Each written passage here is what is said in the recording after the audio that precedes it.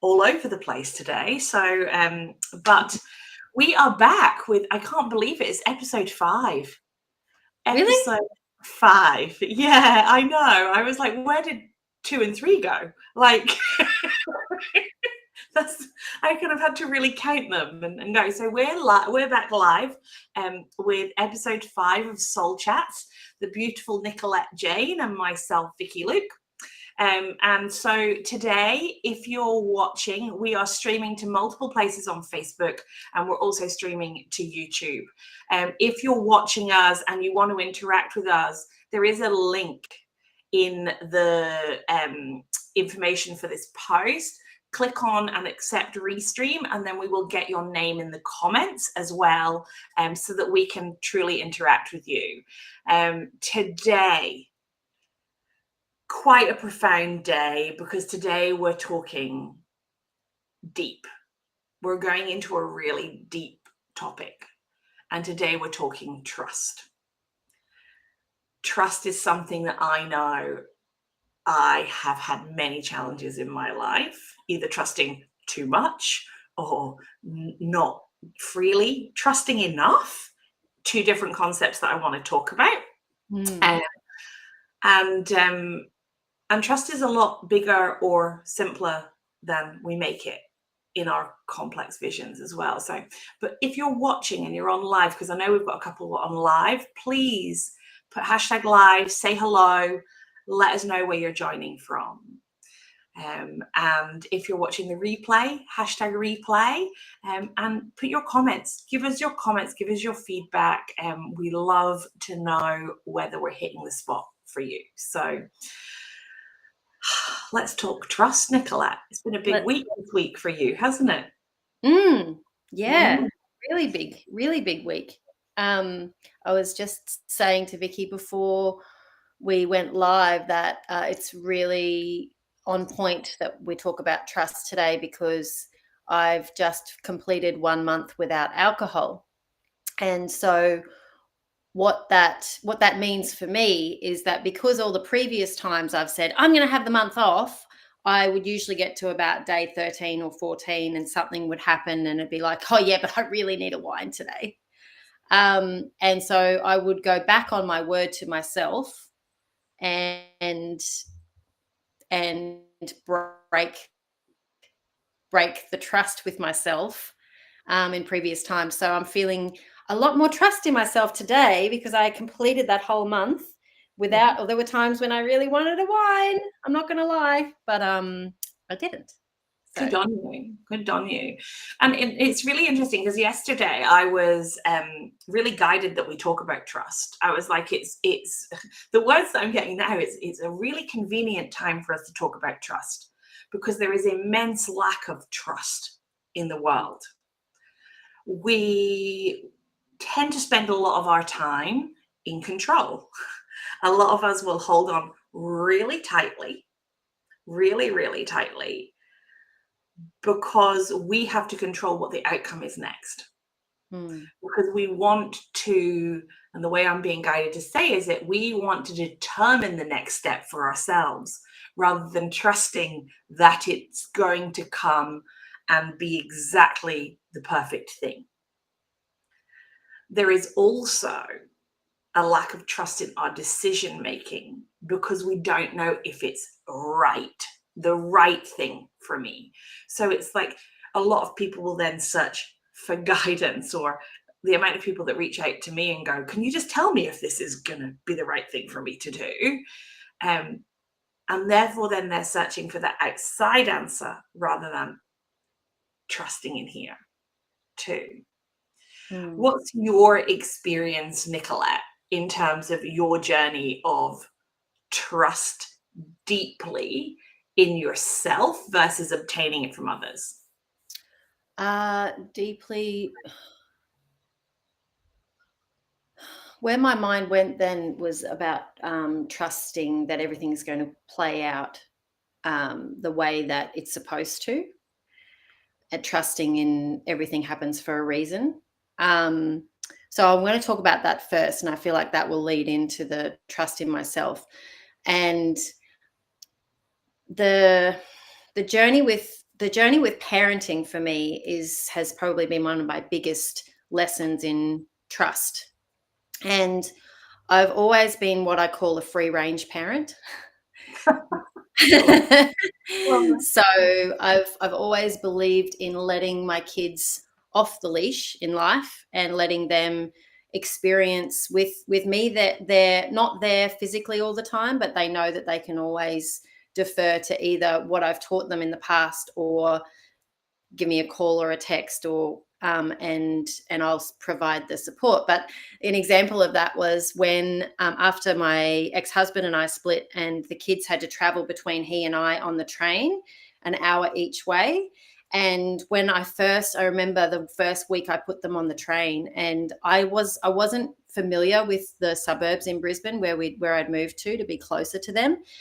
And I get this phone call saying, "Mum, we're at Eagle Junction and the train's broken down." And I was like, I don't even know where Eagle Junction is. Like I was already anxious, but making myself, sit on my hands and let them handle it. So they were like 9 and 12 at the time. And then they were like, "Oh, it's okay. We're just trying to work out which bus to get onto," and all that sort of stuff. And then 5 minutes later, a text came through that said, "It's all good, Mum. Tom's worked it out. We're on, such and such a bus, and it's going to take us." And I was like, "Oh, and breathe, and breathe." Yeah, and that trusting in their resilience and their ability to work it out without me, jumping in the car and racing there and just, okay, forget the train, we'll just drive. Yeah, so that's probably the story that comes up for me about trusting in so far as parenting goes. And I guess that is linked in with trusting myself, because trusting that I have given them the guidance, and that I don't need to save them all the time, because they need to work out how to be independent and resilient in the world. Also trusting the other people on the train or at the train stations, or that was a lot of trust. Yeah. And you know what the interesting thing is when we're talking about it, you're trusting that you have imparted the know-how, the knowledge, the skills into your kids, and you're trusting that they got it. You're trusting your belief in them. You're trusting that they believe themselves, that they can do it. And it's interesting because you see a lot of parents that would rush and jump in the car and so on and so forth, and mollycoddle, for want of a better word, and then the limiting the belief in the structure of that child in a way. So I don't have kids, but there's times that I can think back. I used to trust. My mum used to say, "You wear your heart on your sleeve all the time," and I would just trust people, and I would just give everybody everything, right? And that was more about a boundary learning for me. I was like, well, if people are saying that they're going to do it, then they're doing it. And then I would feel like I get let down from my full trusting here. But what I didn't realize I was doing, and now I do, is that I was giving my trust away to everybody else. And when they didn't meet that trust, then it would trigger disappointment in me. But what I wasn't doing was actually trusting in myself. I was giving it away to other people. That was the thing. And so I used to be immensely indecisive. And when I was in really dark points in my life, I remember I worked as a consultant, and there was a girl who worked with me, beautiful Sam. If she watches this, she'll know who she is. And she would be like, "Wow, you're in a really bad place today." Like, I'm like, "Do I take an umbrella? Don't I take an umbrella? Like, it looks like it could rain. It says on the weather thing, and we're only going out for lunch for 10 minutes. Do I take a jacket? Don't I take a jacket?" It was that I'd lacked so much trust in my decision and making skills and the knowing in my body that, do you know what? Even if I get rained on, it's going to be okay. Mm. Like, I used to pack and go on holiday, and I would have like don't get me wrong, I still take quite a bit of stuff, but not like I used to, because I was so uncertain of that I would just be okay with those 5 outfits and I would be happy anyway. And it's about the experience rather than me holding on tightly to control that I had everything. Yeah.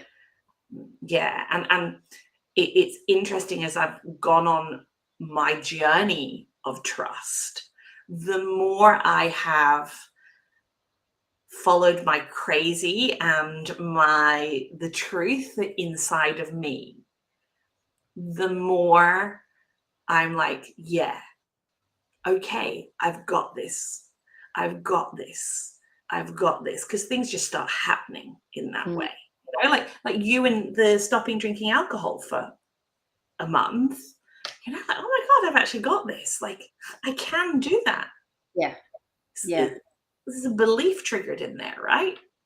Yeah, definitely.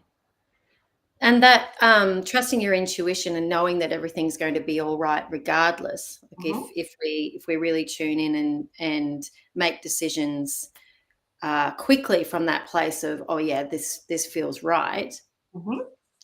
It's like a muscle. I say, like, building your intuition is like going to the gym. So the more you use it, the more it's there. And it's interesting, some days, right? So, and I have had this a lot with clients and other people that will come speak to me about channeling and getting guidance or speaking to their guides or whatever way it's working for them. They'll be very much like, oh yeah, I'm in this place, I'm getting loads of information through. And then there'll be a day where it's like, I don't feel like I'm getting anything. And it can be in that moment that you actually have to trust that it's okay to not have anything. That maybe today isn't a day that you're getting anything, and that's okay. And maybe you will when you're meant to, and that you already are receiving, but maybe not in the way that you were receiving before. So it's trusting that experience is a positive thing for you. And this could be any experience. This doesn't even have to be about channeling. It could be like someone drives into the back of your car, like trusting that there's something positive in this experience at the end of the day that you're growing from. And that you're being. And it's different. It's different at different times of your life. Like when we first met, I was very much tuning into channeling my grandparents, all of my grandparents. So because I was doing a lot of work on healing family lineage and how I was supposed to show up, what's my role in the family, like, and I felt like I needed them as a reference point to get my bearings in the world. And these days, when I call on guidance, it's from my higher self mostly, because at that time I didn't really have trust in the connection with my higher self, but I had trust in connection with my grandparents, because I could feel it. I could feel their influence a lot easier at that time. And it's funny you say that, because at the beginning of my journey, it was very much my grandparents were there all the time. I remember doing the curtain clear meditation on my bed, and my gran and papa, I felt their energies there, and they were actually sat beside me, one on either side, giggling at me, laughing, thinking it was a funny thing that I was doing, but immensely proud. And so you had to, in those experiences, you have to trust that this is actually going on at the same time, right? That you know that this is okay for these experiences to happen. Just let's check in with Heather. She said hello. Hey, beautiful Heather. And she said, my trust issue is I can believe what people are saying to me, and they believe genuine. Are they being genuine or truthful or just being nice or saying whatever? Also trusting myself to be able to do what I need to do. And then we've also got Lindale, who's watching as well, which is awesome. Hi, guys. So I think this is a really key point, Heather, because whether people, whatever anybody's saying externally, it's about coming to your center and knowing you can allow them to say what they want, and if they're being genuine or truthful or false or whatever, that's okay. It's their thing, right? That's theirs. it's not yours. It's when we take their words with an expectation and we go against what we would normally have done or what would normally say. Does this make sense? Do you want to add to this, Nicolette? Yeah, I was going to say that for me, when someone has said something to me, made me a promise, or and I've believed them because from where I was at that time, if I said that thing, then I would know the intensity of my commitment to that promise, right? Mm-hmm. So that's from my point of view, perceiving what they're saying. And they might believe what they're saying at the time and then not actually have the capacity or the ability to follow through on that promise because of whatever's going on for them. And that is not a reflection on me. And it's not even a reflection on them. It's just different experiences happening at different times. But that's when I felt really hurt and let down, is when I've perceived other people's words to me the way that I would be in that moment. But I'm not them, and I don't have their stuff that they're going through.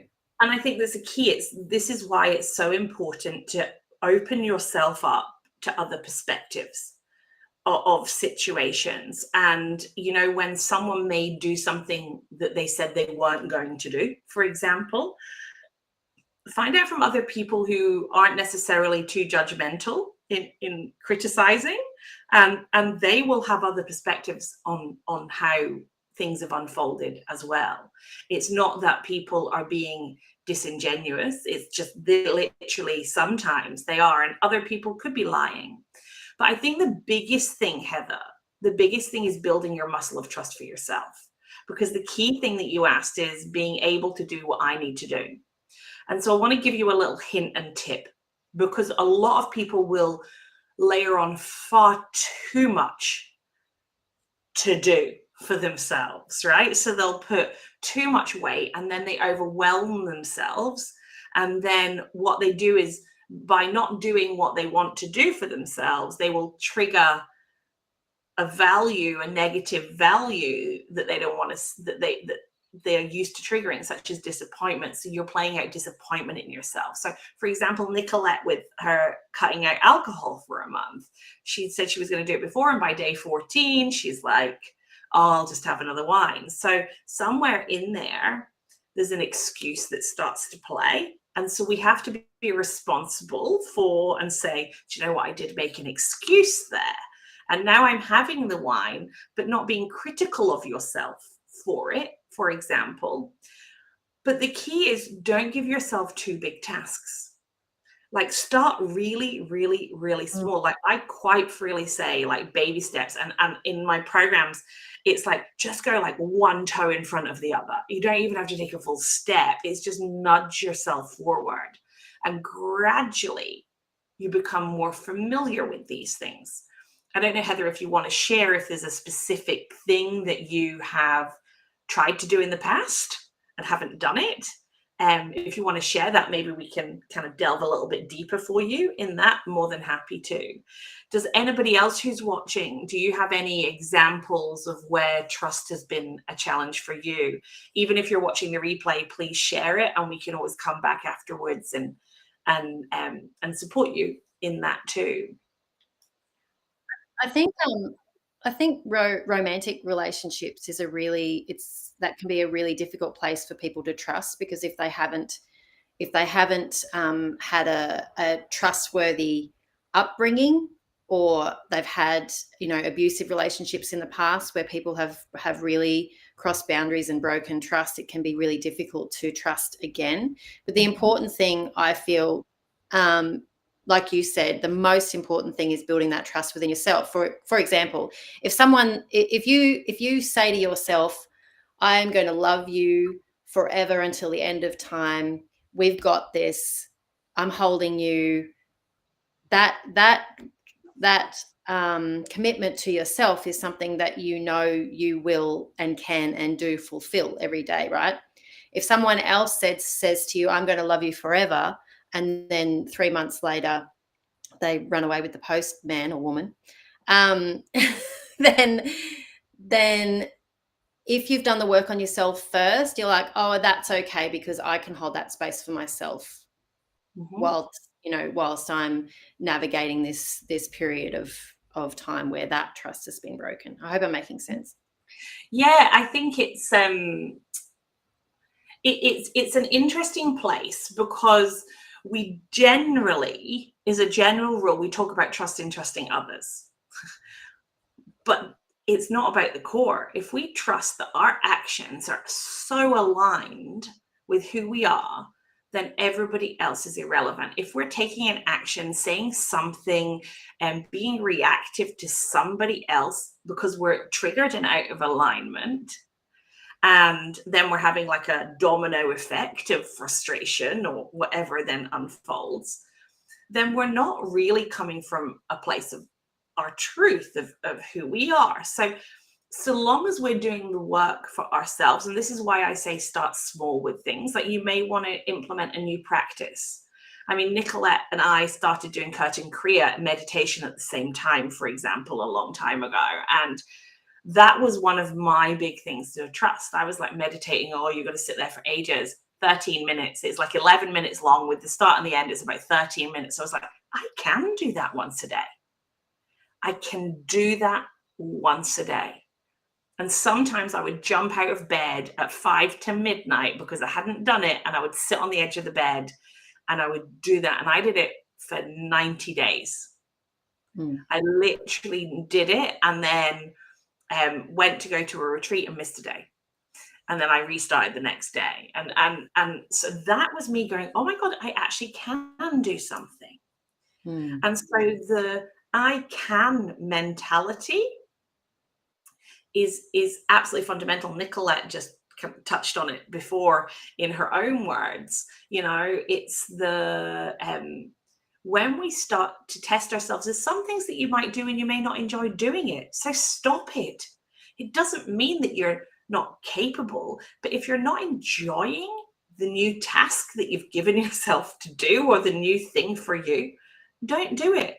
Why force yourself to do something to prove that you can when forcing is this tension that doesn't feel good?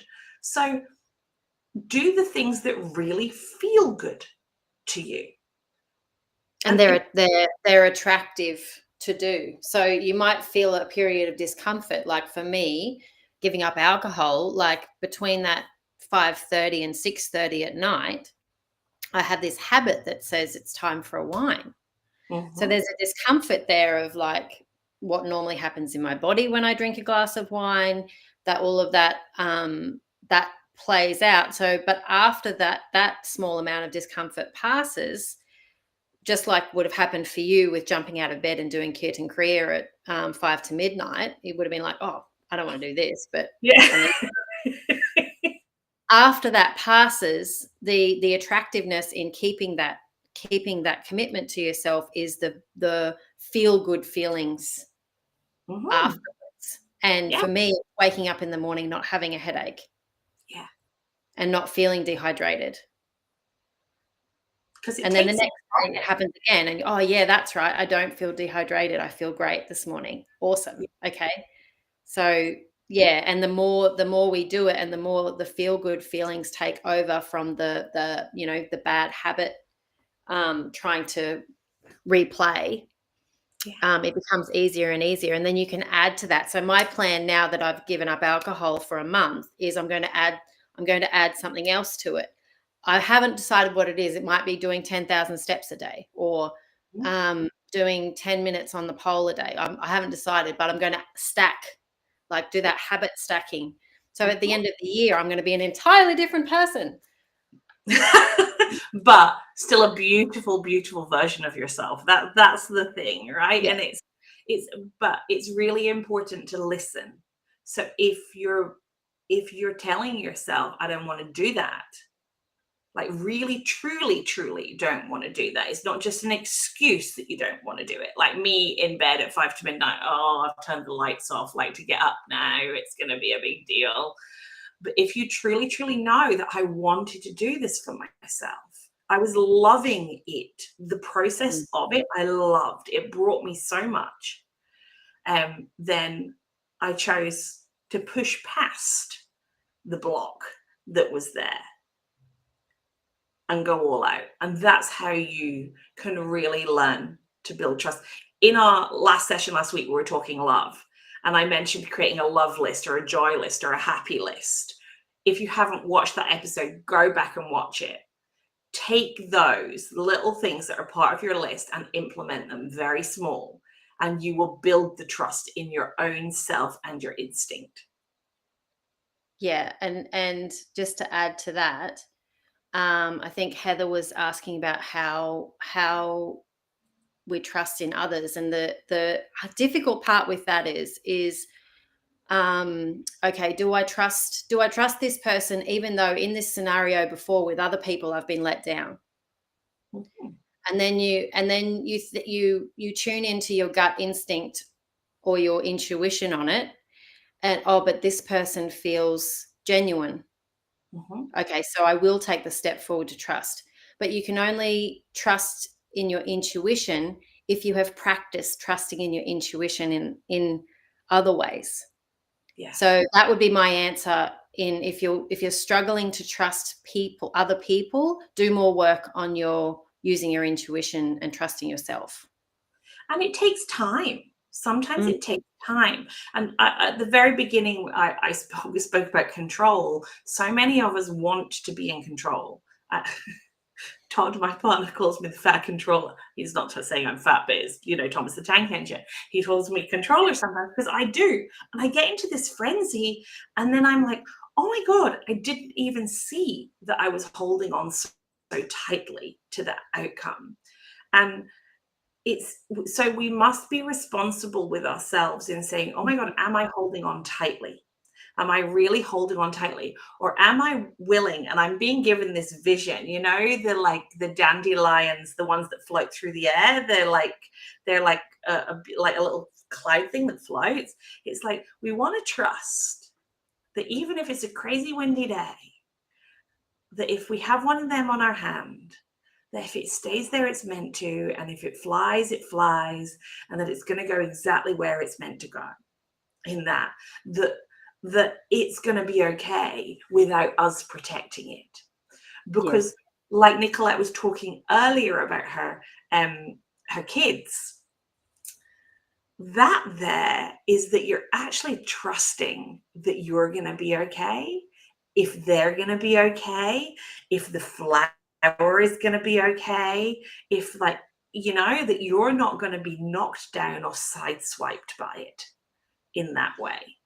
And it's this muscle building that we must really lean into and test. What's have you got a hint or a tip about trust, Nicolette? Definitely my biggest tip would be to slow down and stop busying yourself with tasks that make your internal energy frenetic and you're unable to hear your inner voice. So if I'm feeling a bit overwhelmed with decisions that I need to make, or I will just lessen the noise and and go, oh, it's okay if I don't get the dishes done in the next hour. It's okay if, I need to go and sit on my brown couch and play some soothing music and be with my thoughts and tune into that. That would be my biggest tip, is just slow down. Yeah, I love that. And as you were saying that, I was like, listen out for if you're thinking I should be doing that. So like the dishes, it's classic in our kitchen, like when I was being housewife. And then since I've gone, stuff that, because I'm doing all the things that I want to do, I'm rebuilding my trust in myself, right? Really deeply. It's like, am I doing them because I think I should do the dishes, or am I doing them because I genuinely want to have like a cleanse in the kitchen? Like, because sometimes it feels really good to me to clean the kitchen and it just looks really beautiful and sparkly, right? So it's like that there's a should. Hey Rosalie, how you going? Rosalie joined my divine activation on Sunday all the way from Canada, which was beautiful. We had an amazing session. I hope you're well. Let us know if you have anything coming up for you around trust, Rosalie, that we can touch on before the end of the soul chats today. But the fundamental thing is, a lot of us feel that we should be doing. We should be this, or it could be better if we did that, or should, would, could. Should, would, could are toxic words. And they, although there are elements of your life, you know, that we kind of have to do our washing, and there's things that are like have to or musts in our life, right? But sometimes we will choose to mix them into our day in a way that works better for us, rather than feeling that we should do it at this time, because if we don't get that done, then this won't happen, and so on and so forth. And you see it very clearly, and people are very structured and very planning and very regimented. To even get them to move a degree out of what they would normally can be quite painful for them. So I think in saying that, it's really important to not judge others on where you're at, and allow yourself to see them exactly where they are at that time. Like Nicolette touched earlier on this, but we're all in our own place, and we're at our own space in our own time, and we all go at our own speed.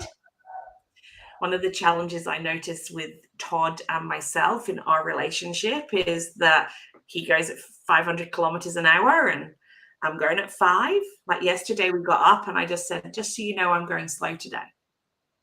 Today's a slow day for me. I'm still very tired after what's been going on the last few days. So I'm just like, I'm just going really slow. I give myself permission to go slow, and communicate it where you're at, not dictate that someone else must go slow. Yeah. It's like you go off and do your thing, but you be conscious that when you come in, that I am not running at your speed, and it's okay for us to run at our own speeds. So I think in a relationship setting, it's key for us to communicate where we're at in a kind, loving way, and a non-judgmental way to anybody else. That's one of the key things.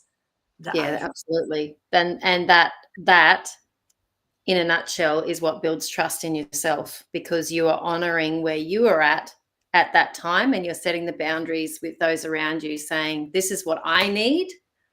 Your reaction to that is entirely up to you. Not meaning it in a disrespectful way. You're not criticizing that he's going fast. You're just saying, this is what I need, and this is where I'm at. And that's really, really important. And as women especially, can be really difficult for us to do, because we tend to default to, and this is, you know, hundreds and hundreds of years of behavior playing out, default to the man leads, the man, you know, what he wants is more important. What he needs is more important. Those kinds of subconscious behaviors that we have ingrained in us, we have to stop and go, oh no, actually that's a whole lot of BS. It's just my programming trying to take over again. I am allowed to say what I need in this moment. It's really key, and I feel really called to touch on, you know, like if you're in quite a dark space in your life, or you're struggling even at home, like a lady that I spoke to quite recently, she was in a place where she didn't really like to go out very much, and I just said to her, go and do some small things. She goes, so if I just put the rubbish out every day? I'm like, yeah. Like, make that your one thing, that you're just going to put the rubbish out every day, or that you wipe your kitchen counter once a day. And she's like, really? I'm like, yeah. It's like, one of the big things that I started doing, because and I've never had hatred for my body, right, as a physical looking at myself, right, but I've clearly had some dislike or uncomfortableness with myself in terms of eating as a comfort control thing, right, in my past, and I'm still learning to love all of that, and learning nutrition and balance in that. And I know I'm on a learning journey with it. So when I fall, I don't get upset with myself. I move forward. But one thing that I started to do when I was learning to love my body was I was like, you know what, I'm just going to commit to moisturizing myself. I never used to moisturize. So every day when I got out of the shower, I started to moisturize my body. It was actually when I moved to Adelaide, actually 2 years ago. And some days I don't do it. Like today, I was in a mad rush to get ready, but I was like, oh, I haven't given myself the space to love on me. That was a thing that I chose to love on me. And I used to do the Ho'oponopono. If you don't know Ho'oponopono, it's a beautiful Hawaiian prayer, forgiveness prayer. And it says, I'm sorry, please forgive me, thank you, I love you. And I would say that. You can say it people say it in different orders, but you can literally just repeat it. So every time I moisturize my body, I say the Ho'oponopono. Because I know there's days like today where I get up and I rush and I've neglected a piece. I've neglected seeing myself and holding myself just for the minute that it takes to put the body lotion on. It doesn't take long at all because I don't have enough time to do it. And but if you're important, you will make the time, the 30 seconds or the minute to pause and breathe in the chaos. And that's where, as I built doing that, I started to trust, you know what?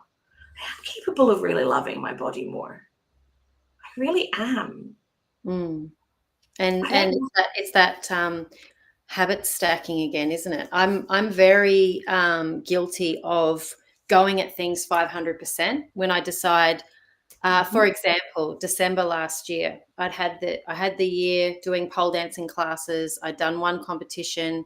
I decided, right, next year I'm going to do 3 competitions, and this is, I'm going to commit to this training regime. I got a PT. I'm going to go to the gym 4 times a week. I'm going to do pole classes 3 times a week. And then the end of December, just before Christmas, I walked into the gym and I ended up just sitting in the corner, like sobbing my heart out, going, I was paralyzed. Like I didn't understand the movements properly. I felt like an idiot. I completely overcommitted myself to these goals that I had in my head that were supposed to be making me feel good. But typical 500% Nicolette went in at like, oh yeah, we're going to do it all. And I may still reach those goals, but it's now from a place of like, I do a pole class once a week. I run when I feel like it. I do some weights downstairs when I feel like it. I do some yoga when I feel like it. I'm being much more aware of the emotions that my body is processing. Both of my kids are leaving home this year, so I'm processing empty nesting this, in the coming months. So it's like, it's okay. It's all right. I can do little bits at a time and it will stack up. And do you know, it's funny, before you even said that there, I just had a vision of me. So well, not last year, but the year before, I did a program, Wild Fit, which is absolutely amazing health-wise. You learn, your knowledge of your body and what it likes and doesn't like is phenomenal. And I did it like the 12-week program, 13-week program that it is. And my birthday was right at the end. And so I went from not eating sugar, like literally all this stuff. My body felt amazing. I went hard. Like it was like you. And then I went completely the opposite way. I went out for dinner, I drank wine, I had sticky date pudding, ice cream. Like I couldn't sleep that night. I was shaking because I was like, had all this crap. So much sugar. Yeah, it was really horrible. And my body was clearly repulsed by it. Yet I thought, oh yeah, I'll just have that because it's a reward. It was still, I saw it as a reward. And it's funny, I've gone back and done Wild Fit, the program, before, and I actually said to me and my sister, like, let's go and do it, because she then did it after me, because the impact on me was so amazing. She went and did it all on her own, and then so now we're supporting each other in it. And I realized, I was like, I don't want to go hard. And their 12-week program, because we have access to it all of our lives, I was like, their 12-week program I can now do in my own pace. So if it takes me a month to do one, then I'm going to do week 1 for a month. And I'm going to learn the balance in life. And some people hate the word balance. But if you start, like Nicolette was just talking about her gym and the yoga and going doing weights and just the things that go on her pole and all of these things, if we start to trust that we are going to do stuff, we pick the things that feel good, and we slowly flow, because as a woman, we do want to flow. Like, structure is still good because we still have that in us, but we still want to flow with things. So we're trusting in that flow. And so I actually said to my sister, I was like, I have only watched half of video 1, and there's 5 days of videos. And now I'm like, I'm even on Wednesday of like the second week, I've still only watched video 1. I went, you know what, but I'm okay, because I'm doing my dance classes. I'm doing my business. I've stepped into Todd's business to help him do stuff in his business. I'm still looking after the house. And I'm wanting to, although I'm doing this, so I'm consciously choosing healthier things to do, but without the pressure of that I must go 500%. And without the pendulum swing, because the pendulum goes, oh, look at this beautiful, healthy lifestyle, so fit, so strong, so amazing, and then sticky date pudding. What goes up must come down. Yeah. So when we go hard and fast, it's like you got to slam the brakes on at some point, right? Or else you're going to hit the wall and crumble. And so this is why, when you mentioned going slow earlier and pausing and taking things away and choosing little, we spoke earlier about little bits. Not everybody's going to like the same things. No. But your first and foremost is in trusting in yourself, in your gut of someone. And if you, for example, like with Todd and I have been treated pretty badly by people in the past. So him to trust people is very, very challenging. And for me to trust, because of situations with my ex, is very challenging. But we're moving through it. Like, I trust him more than I've ever trusted any man in my life before. And he trusts me, and we're slowly moving forward. And don't get me wrong, when I'm not doing me, then I don't trust so strongly in others. It's like, so yeah, that's actually a quote, I reckon. You need to write that. When I'm not doing me, I don't trust so strongly in others. Yeah. It's important, really important. The most important thing. Yeah, because when you're not doing you, you're swayed by others. You're swayed by, like, for example, I went to dance practice last night at the girls' house. Beautiful girls. She's invited us to practice. We've got our dress rehearsal for our show on Sunday. And I was like, I'll just take my water. I won't have a wine or anything there. And she's like, you sure you don't want a wine? And I totally got swayed to have a wine. Ended up having a wine. I thoroughly enjoyed myself. At the same point, I'm like, I'm tireder today than I was yesterday of all of that. So I don't even know what my point was there, to be quite honest. But you got swayed. I got swayed. I just got swayed by the energy of the environment. And it's not a bad thing, guys, because I still had fun and I enjoyed myself. But it's like when we get swayed too far that we're pulled off our path. Thank you, Nicolette, for bringing me back. It's like when we get swayed too far off our path, we don't trust in ourselves anymore, because we're like, how the fuck did I end up here? Yeah. How did I end up here? What happened there with you was a little pendulum swing, right? So you were doing really well. You set the intentions of the the healthy lifestyle, and then you had a couple of wines, and then tonight you'll be like, actually, I'm going to not drink tonight because I didn't feel so great yesterday. It wasn't like 12 weeks of, oh my God, amazing. Yeah. And then this like binge. True. And it's funny. I'm learning every day. I'm learning, like, even, as a conscious leader, and Nicolette, we're always still learning and growing. And if we don't share that, one thing I'm very clear out when I work with my clients in my groups and my one-on-one is very much like, I ain't perfect. Like, everything's a learning, and only through sharing our learnings can we inspire others as well, and let you realize that you're not alone in this, and you're not isolated, and that it's the small steps that really, really do make you matter for yourself, right? So yeah. Have you got anything you want to add before we wrap up today?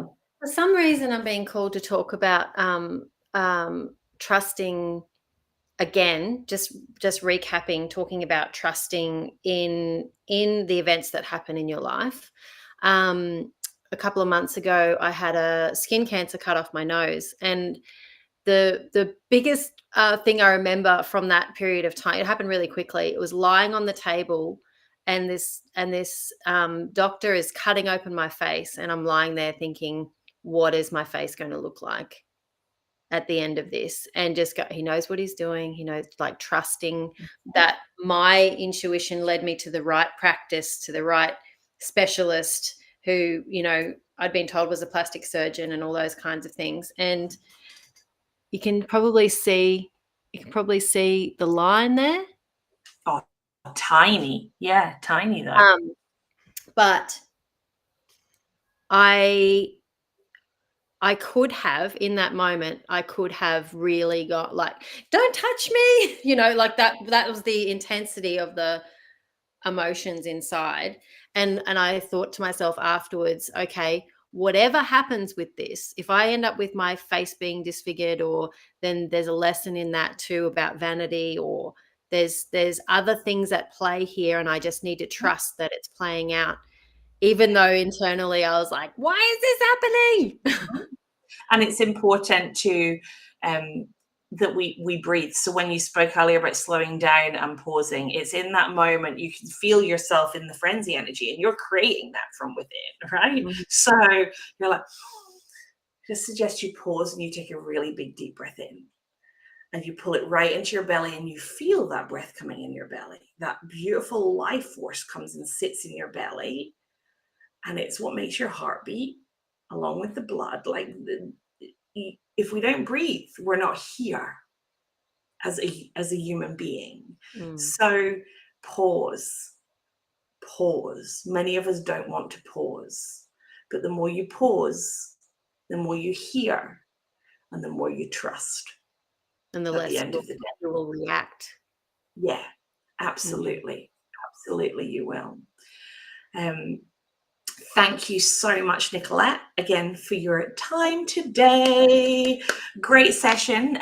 If you've been watching the replay, please let us know and put #replay. Let us know your thoughts and feedback as ever. We will be back next week, and I already know the topic for next week because it's what I thought it was going to be today, but no, I've touched on it a teeny bit today. We're going to be talking next week about time. And that's all I'm going to say.